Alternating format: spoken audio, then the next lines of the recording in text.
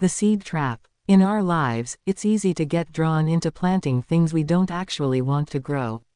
We can get drawn into planting junk food in our body and then be frustrated that it grows into being unhealthy. The seeds, our baby things, are cute or desirable, but they can produce things we don't want. We often think of sin as a behavior, but when the Bible talks about sin, it teaches that it starts as an idea or desire. James 1:15 ESV, then desire when it has conceived gives birth to sin, and sin when it is fully grown brings forth death. The ideas and desires that we meditate on fill our hearts and minds, and they grow until they become an action. Just as a fruit tree exists long before it produces a harvest of fruit, so sin starts long before the action.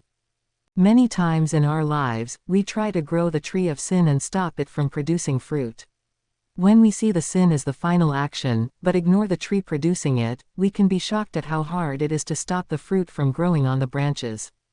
Just as a birth comes after conceiving and growing the baby, so the Bible says that our actions were an idea that was conceived, meditated on, and grew into a desire, until it became an action.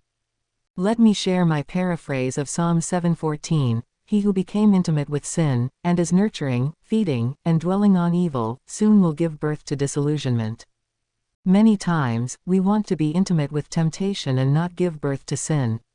But intimacy leads to pregnancy, which leads to birth. What are we getting intimate with? Our Bible, our TV, our phone, our culture, our success, our money, our social media. What we dwell on will grow in our hearts and give birth to actions in our lives. This verse shows us that those who get close to sin feed and grow a lie. The devil paints a picture like a salesman. People press forward, looking forward to its expected end, but when they get there, they don't find the happiness and fulfillment they expected, but disappointment and emptiness.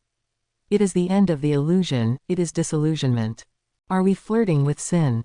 The more you flirt, the better it looks, but the reality never changes. It is still sin, it still produces sin and death in your life.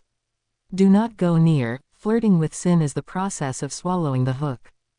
In Luke 4:7, during Jesus' temptation, Satan showed Jesus all the kingdoms of the world in an instant. He tried to plant a seed. Satan was showing Jesus a shortcut, promising the world without the cross. But Jesus refused to let the seed take root. We, too, are told to take our thoughts captive, 2 Corinthians 10:5. We need to be on guard for the seeds that we let through to our heart, because seeds grow. Giant trees come from small seeds.